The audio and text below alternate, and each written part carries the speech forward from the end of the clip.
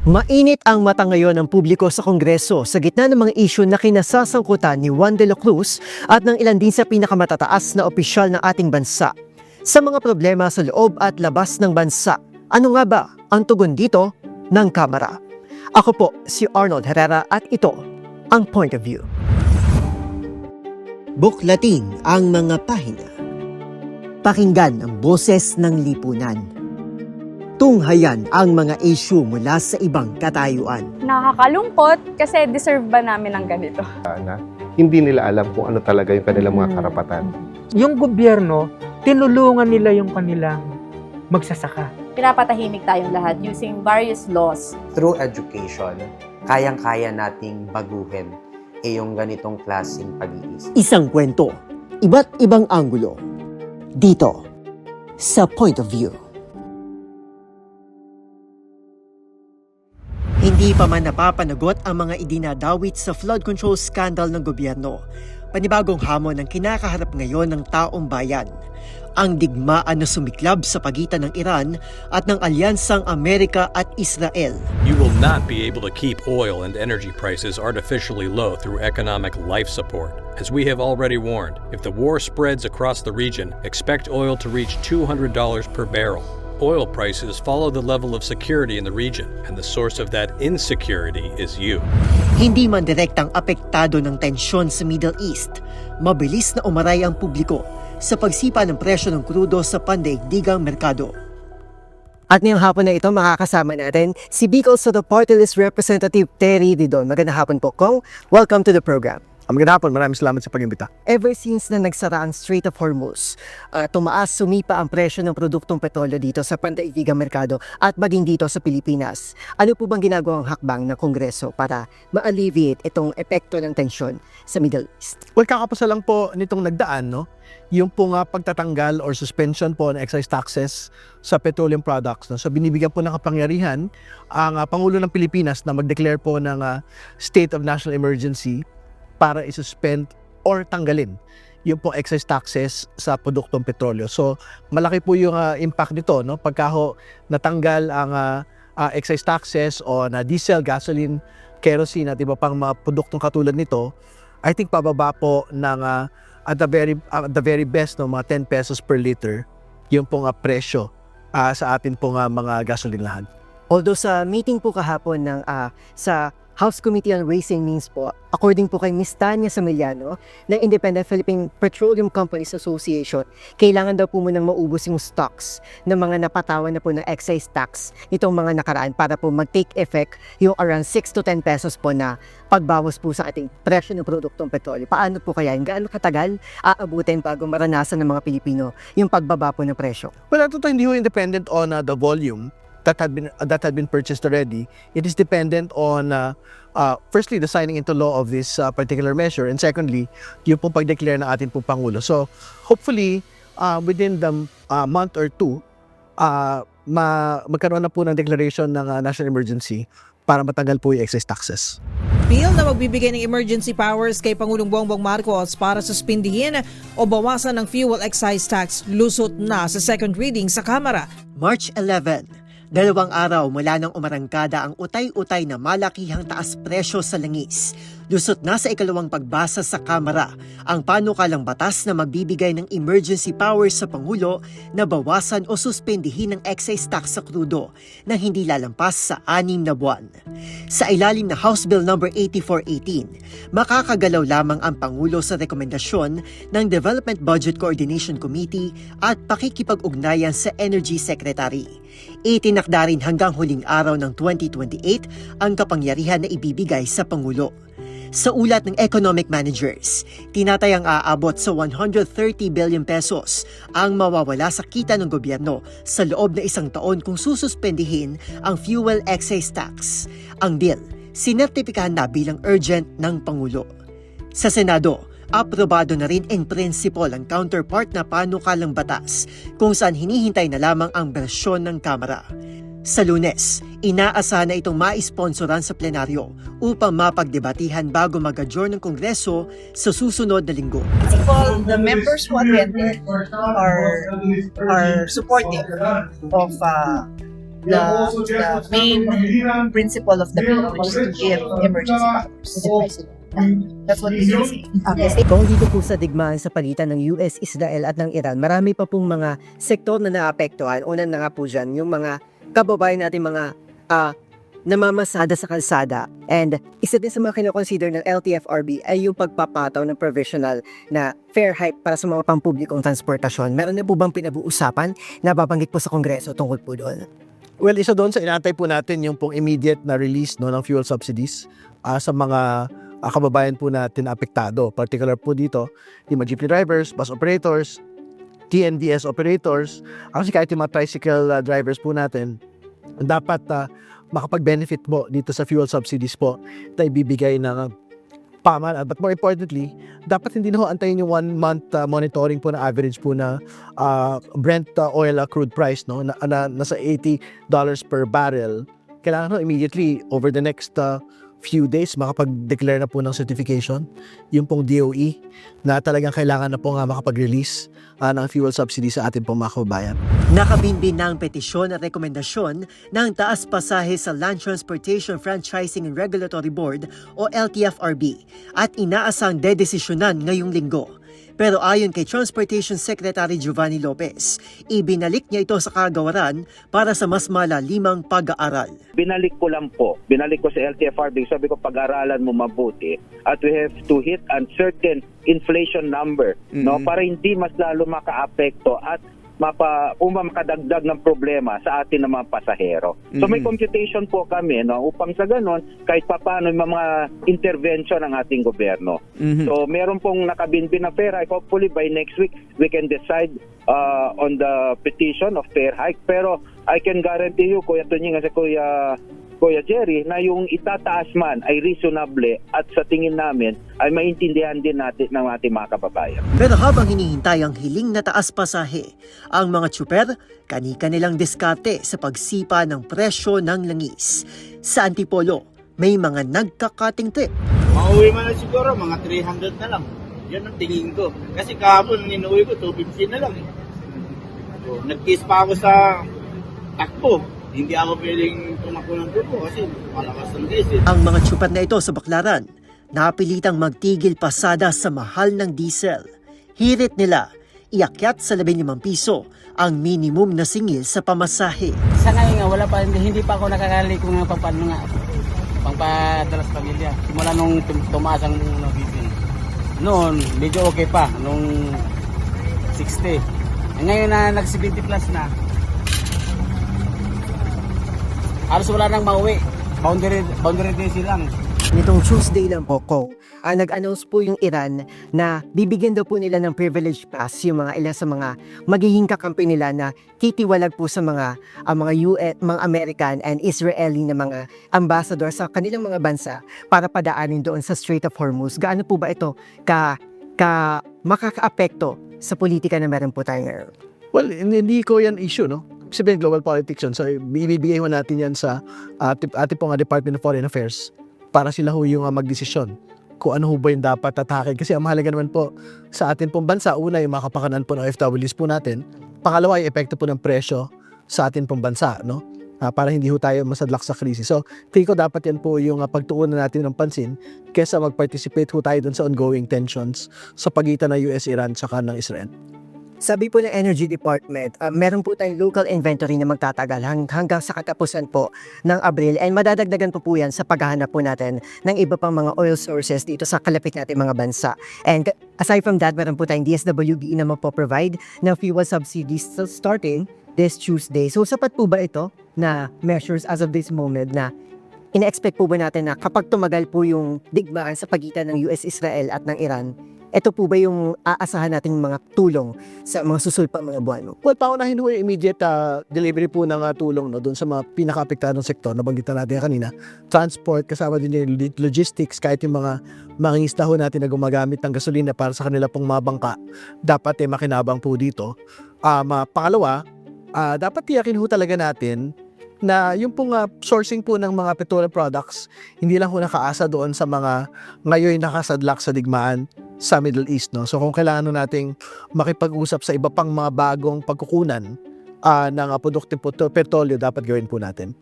Kung kakampi po natin ang United States, alam natin niya marami tayong mga partnerships with them. Pero sa nangyayaring digmaan ngayon with Iran, nakakaapekto na siya sa buhay ng mga ordinaryong Pilipino sa presyo pa lang ng produktong petrolyo. And recently lang may napaulat na rin po na kababayan natin na tripulanting Pilipino na nawawala matapos po ang isang pag-atake doon sa Strait of Hormuz. Paano po ba tinitimbang ngayon ng Kongreso yung relationship natin with the US with regards to this conflict? Well, hindi na pag-usapan yung relations ng US at Pilipinas no, sa Kongreso dahil ito po ay trabaho ng Pangulo ng Pilipinas at ang Department of Foreign Affairs.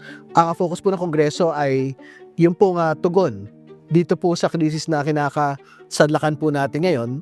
Ano yung pinaka mga immediate na tugon na pwede kong gawin. So, katulad na binanggit ko kanina, yung pong removal ng excess taxes, yan po yung isa sa mga pwedeng ambag na Kongreso. Pangalawa, yung pong pagbaba rin ng biofuels tax, no? Ibig sabihin, ibang aspeto pa ho yan nung pong presyo ng produktong petrolyo. So, kinikilusan din po ng Kongreso yung bagay po na yan. Sa isang press conference noong 3 ng Marso, sinabi ng Pangulo na hindi mananawagan ng tigil putukan ang Pilipinas. Aniya, ang mga sangkot lang sa digmaan ang may karapatang manghimasok o magmungkahi nito. Pero pagkambyo ni Marcos, kung makatutulong daw ito, umaasa ito na agad matapos ang digmaan para na rin sa mga inosenteng nadamay sa gulo. Of course, we want the fighting to stop, but it's not the Philippines is not going to call for a ceasefire. The only people who can call for a ceasefire are those who are involved. We are only involved tangentially, if you want to call it that, because of our people who are there. So we have expressed support and for the countries that have come under attack. And we have made our feelings known that we hope that this crisis ends as quickly as possible, and we are asking, of course, for their continued assistance for the safety of our people. Sabi po ni US President Donald Trump nitong nakaraan na magkakaroon na po ng 4 to 5 weeks para matapos po yung digmaan laban doon po sa Iran, and very complete and very far ahead po sila doon sa schedule, sa timeline na isinet po nila doon sa digmaan po na yun. And what could this mean for the Philippines kung maaga po na matatapos po yung digmaan both politically and economically? At syempre wala naman gustong tumagal po yung digmaan. So hopefully matapos po itong digmaan sa pagitan ng Iran at ng Estados Unidos at ng Israel para mag-normalize ulit yung presyo ng produktong petrol sa pandaigdigang pamilya at sa bansa. Pero pangalawa, para matiyak ho natin yung kaligtasan ng ating pong mga kababayan sa gitnang silangan. No? Dahil syempre marami ho tayong mga kababayan nagtatrabaho po doon ngayon, and marami din ho tayong mga travelers na Pilipino na I think nandun pa rin ho at nag-aantay ng repatriation sa Pilipinas. Ayan, kung pag-usapan naman natin ngayon yung isa pa sa mga issue na pinag-uusapan sa Kamara, especially sa House Justice Committee, which is yung impeachment complaint laban kay Vice President Sara Duterte. So, ilan sa mga termino na pinag-uusapan doon sa komite ay yung sufficiency in form and sufficiency in substance. Ano po ba ang pinagkaiba ng dalawa at anong kahalaga nito sa konteksto ng impeachment? Well, yun po nga sufficiency in form, yun po yung pagtitiyak ko na lahat po ng mga requirements ng mga dokumentong ipinapasa ay naandyan na. So, ibig sabihin, ito po ba ay properly verified? Isa pinirmahan at notaryado, yung pong complaint. Pangalawa, meron po bang endorsement mula sa mga miyembro po ng Kamara? Tapos pangatlo, ito po ba ay timely filed? Ibig sabihin, ito po ba ay outside po doon sa one-year ban rule, for example, kay Vice President Sara Duterte. No? So yun, doon po sa impeachment ni Vice President, naipakita na dalawa po doon sa mga impeachment complaints na tumawid to substance ay is not within the one-year bar ng impeachment po ni Vice President Sara Duterte. Pangalawa, yung pong sufficiency in substance, ayun po yung pag-uusap na kung mga batayan na po ng mismong complaint. No? So, pinag-usapan na po dyan yung betrayal of public trust, culpable violation of Constitution, graft and corruption, other high crimes, kung saan pinag-uusapan yung paggamit ng confidential funds, yung death threat against the President, against the President, the First Lady, and the former House Speaker. At syempre, pinag-usapan din po dyan yung SALN ng ating pong Vice President, kung ito po ba ay talagang nakadikit sa kanya pong legal na kinita over the course of 17 years. Ang isang impeachment complaint ay sinasala sa dalawang paraan, form at substance. Ang sufficiency in form ay tumutukoy sa pagsunod ng reklamo sa mga isyong teknikal, kung ito ba'y dumaan sa tamang proseso, notaryado, pirmado, at inihain sa labas ng 1-year bar rule. Sa ilalim ng Section 3 ng Article 11 ng Saligang Batas, hindi pwedeng mag-initiate ng impeachment laban sa isang impeachable officer ng higit sa isang beses sa loob ng 1 taon. Samantala, sa sufficiency in substance, tinitimbang kung may sapat bang batayan at ebidensya para ituloy ang investigasyon. Noong March 4 po, dineclare po ng House Justice Committee with a vote of 54, 1, and 0 na ang third and fourth impeachment complaints po laban kay Vice President ay hereby sufficient in substance. Ano po bang ibig sabihin nito para sa Vice President and sa committee itself sa mga takbo sa mga susunod pa mga araw? Well, ibig sabihin tatawid na po into hearing proper, no? Yung pong impeachment proceedings po na ito. So, bibigyan po ng pagkakataon ng ating pong pangalawang Pangulo na sumagot, no? Dito po sa lahat ng mga paratang sa kanya over the course of 10 days. So meron po siya hanggang sa susunod pong linggo para ho makasagot po sa atin pong komite. After which, bibigyan ng pagkakataon yung pong mga complainants, endorsers na magbigay ho ng kanila pong sagot doon sa magiging answer po ng pangalawang Pangulo. At tatawid po yan ultimately towards first a determination of sufficiency in grounds, and secondly doon na po sa tinatawag po nating hearing proper. So yung pong mga kailangan po masabpina ng mga dokumento at mga witnesses, resource persons, ipapasabpina na po ng komite.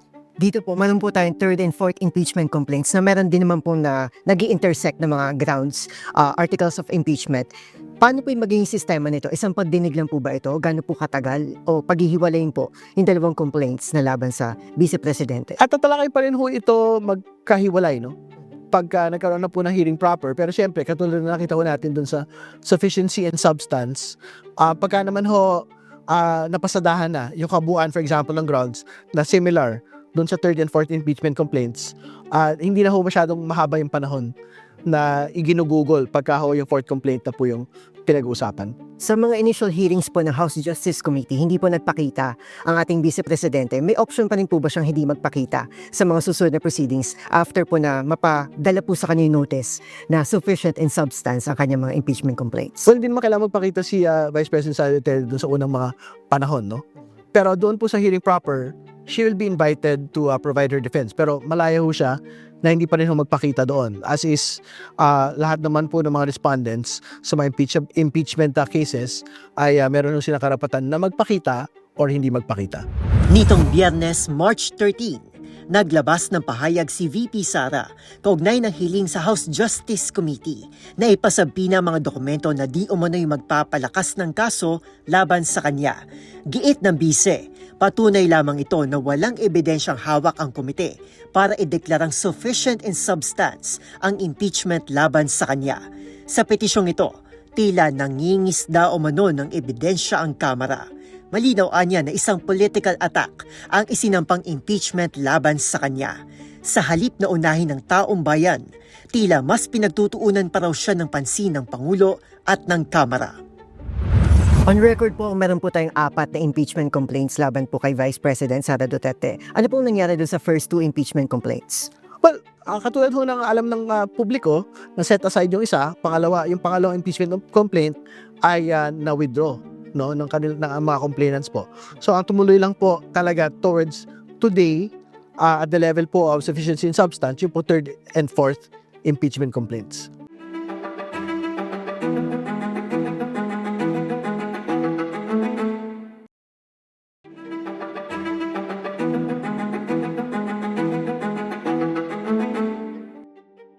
Kung para magkaroon ng kalinawan din sa mga audience natin, sino po bang nagiging member ng House Justice Committee? Kasi landslide po yung vote na 54, 1, and 0 po para i-declare na sufficient in substance itong impeachment complaints laban sa Vice Presidente. So sino po ba ang nagiging members ng House Justice Committee? Ito po ay pinagpapasyahan po ng mayorya ng Kongreso, no, sa plenaryo kung sino po yung magiging membro po ng komite.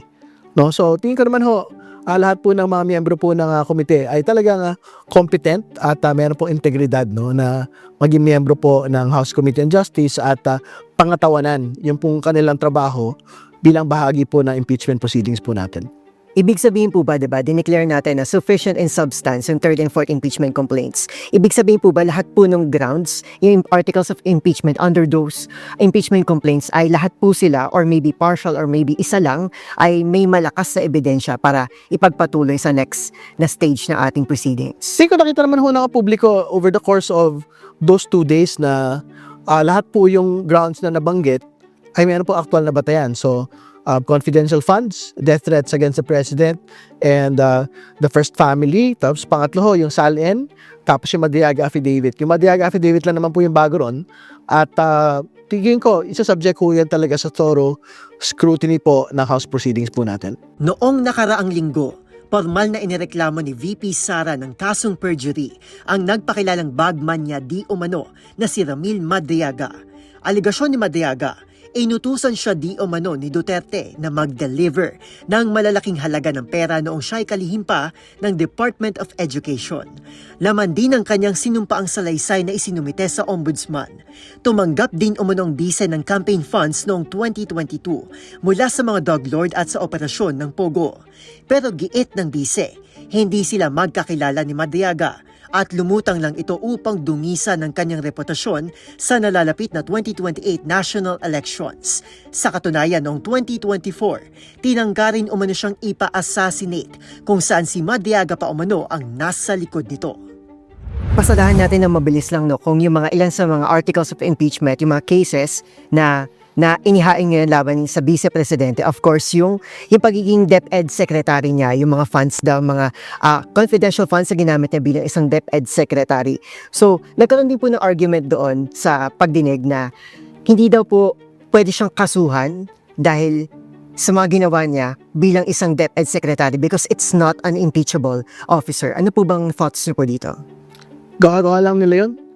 Wala namang ganung pag-iiba bilang DepEd Secretary at Vice President. Kasi ang tanong naman ho, sa impeachable acts, kailan yun ginawa? Was it during the term? Was it during the tenure of an impeachable officer? So ang sagot po doon ay oo.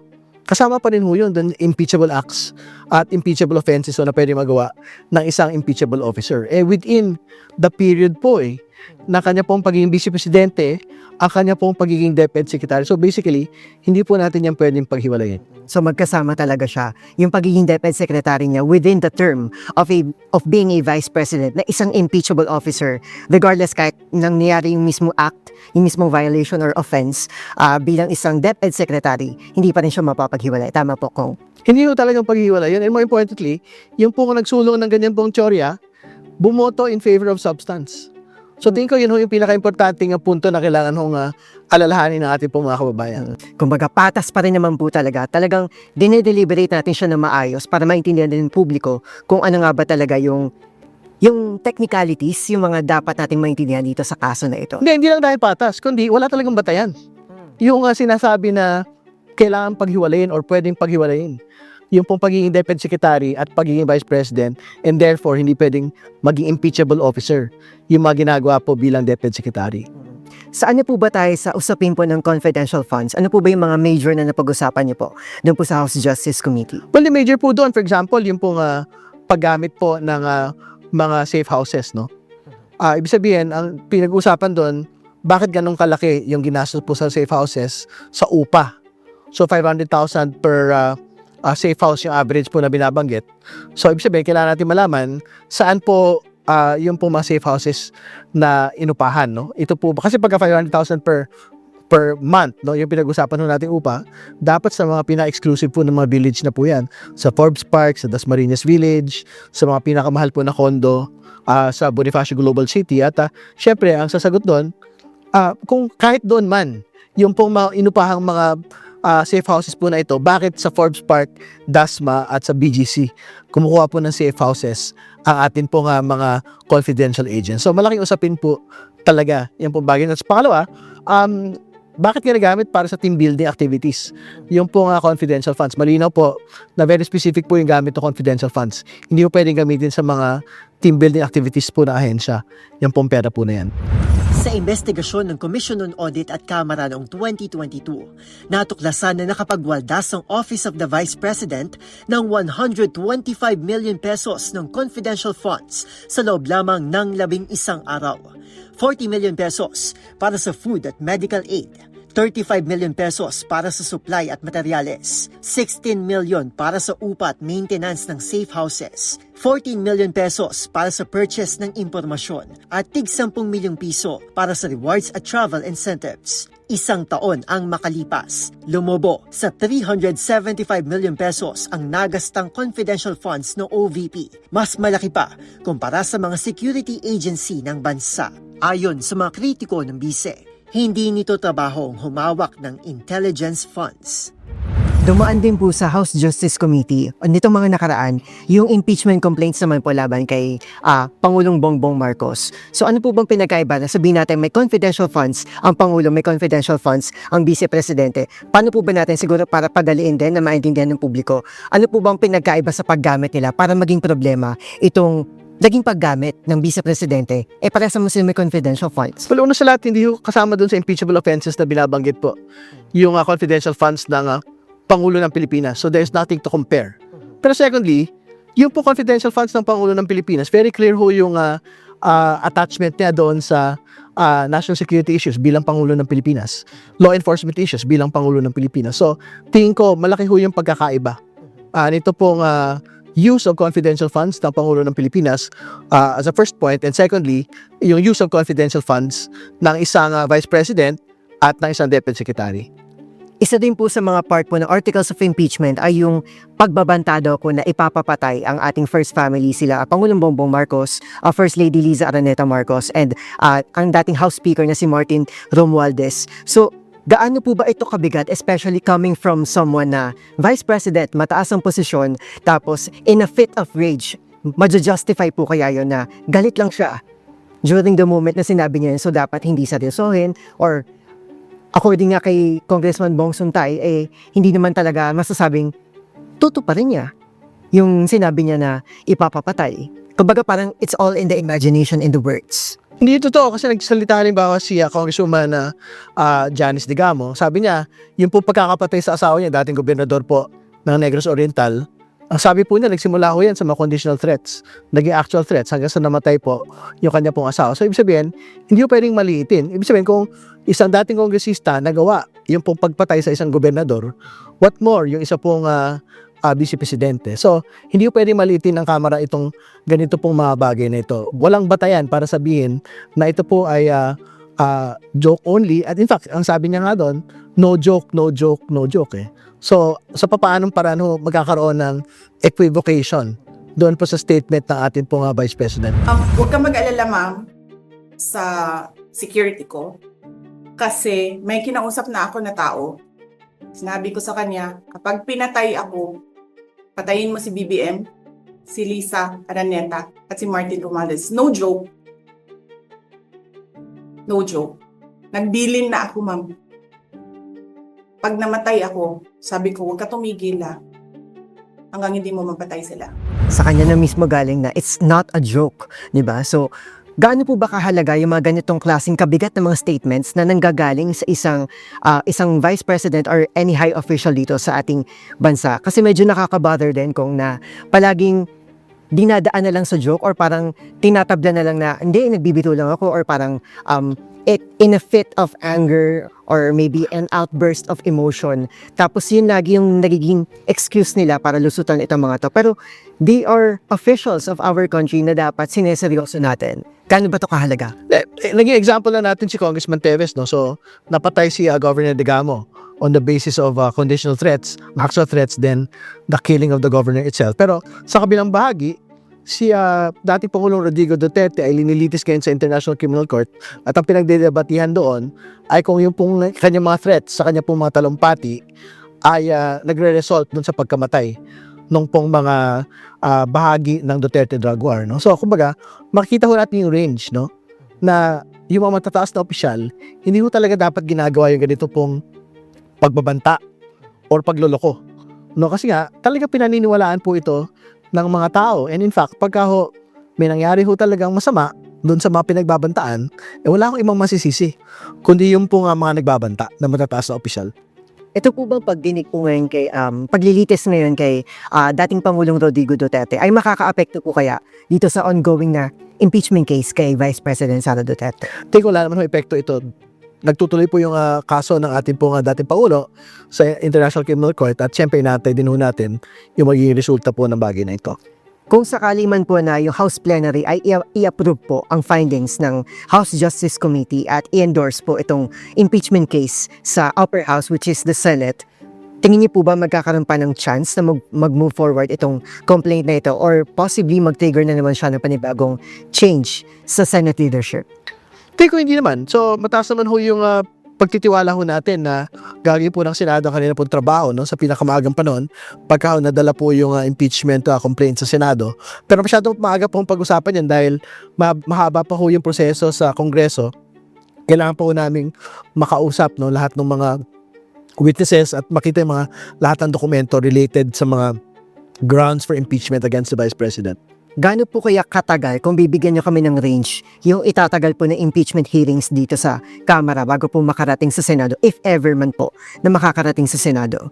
Well, meron kami palugit ng 60 session days para tapusin po ang lahat po ng proseso ng pagdinig. So hopefully, by around May, tapos na po yung proceedings dito po sa House Justice Committee. Isa din po sa mga nilalaman ng articles of impeachment, yung destabilization daw po, inciting to sedition and insurrection ng ating Vice Presidente. Ano po ba yung mga basehan po natin dito na napag-usapan sa House Justice Committee? Well, syempre, may mga bukod doon kasi sa conditional threat supposedly, no, laban sa Pangulo at sa kanya pong misis at sa dati pong House Speaker, isang malaking ebidensya na ipakita din po nung pong sufficiency in substance proceedings ay yung pong sinasabi niyang pagbabanta na gusto niyang pugutan ng ulo ang ating pong Pangulo, no? So, tingin ko, ibig sabihin, hindi lang isang beses na nagbanta po ang ating pong Vice Presidente, 2 beses, at yung pong banta na gusto niyang pugutan ng ulo ang ating pong Vice Presidente, ang ating pong Pangulo, wala hong if yun, kundi talagang sinabi niya ro na gusto niyang pugutan ng ulo ang ating pong Pangulo. So, those are 2 instances, no, na talagang pagpapakita po talaga na I think these are impeachable offenses that the Vice President should be made to account for. Hindi po ba nababahala ang Kamara na nakikita ng buong mundo na nag-aaway, nagtatalong Presidente at Vice Presidente, nagbabantaan sila sa isa't isa, nakaka-apekto siya doon sa political stability na meron tayo na baka mamaya yung mga endorsements, possible na mga partnerships, parang kakatakutan nila yung Pilipinas kung hindi naman stable yung political status na meron tayo ngayon. Well, una sa lahat, hindi naman nagbanta ang Pangulo sa Vice Presidente, so hindi sila nagbantaan sa isa't isa. Ang Vice Presidente lang ang nagbanta laban sa Pangulo ng Pilipinas, no? So yun yung unang kailangan linawin. Pero pangalawa, ito po ay accountability mechanism na nasa 1987 Constitution. So ibig sabihin nun, kailangan kong pagdaanan ito. Ibig sabihin, kung meron talagang impeachable offenses na kailangan pong harapin, na kung sino mga impeachable officer, hindi kailangan si Pangalong Pangulo man yan o iba pang impeachable officers katulad ng Supreme Court Justices, kailangan pagdaanan ho yun. So, irrespective of whatever its impact will be on the economy and yung pong mga global partnerships po natin. Naging issue po nung nakarang kongreso po ay yung termino na forthwith sa impeachment. Na-resolve na po ba ito? And if ever po na makarating man po sa Senado itong impeachment complaint, maging problema po ba ulit itong forthwith na ito? Nag-clarify naman po si Senate President Tito Soto, no? Sabi niya, pagka lumapag daw po sa lamesa ng Senado, under his leadership, ito pong bagay na ito, talagang didinggin po nila sa pinakamaagang panahon ito pong impeachment complaint laban kay Vice President.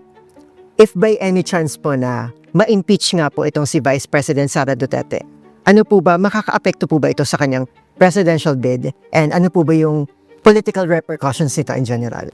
Wala ako sa lugar para magsabi tungkol doon sa political repercussions nito.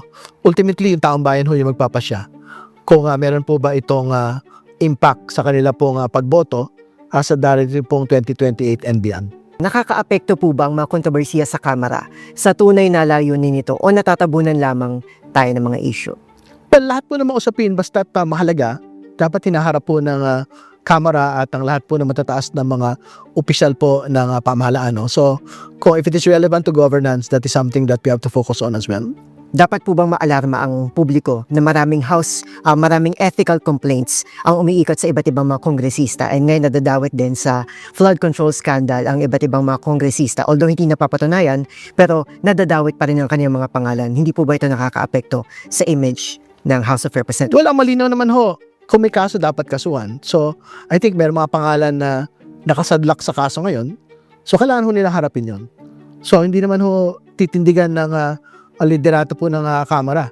Yung pong mga nagkakasalang mga kongresista.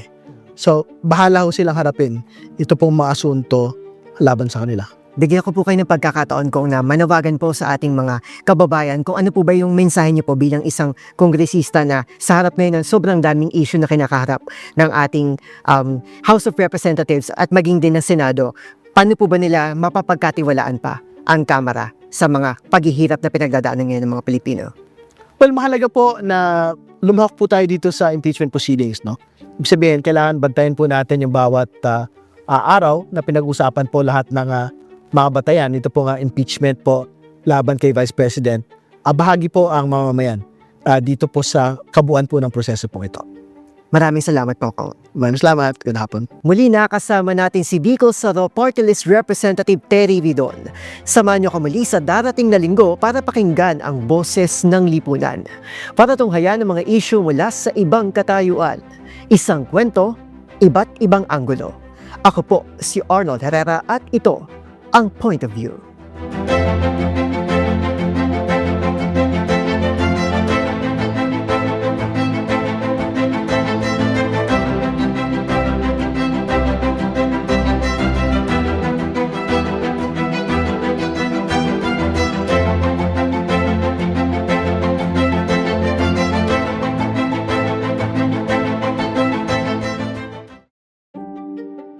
Buklatin ang mga pahina.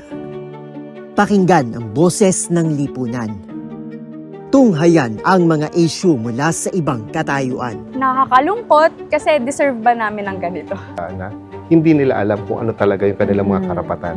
Yung gobyerno, tinulungan nila yung kanilang magsasaka. Pinapatahimik tayong lahat using various laws. Through education, kayang-kaya nating baguhin yung ganitong klaseng pag-iisip. Isang kwento, iba't ibang anggulo. Dito sa Point of View.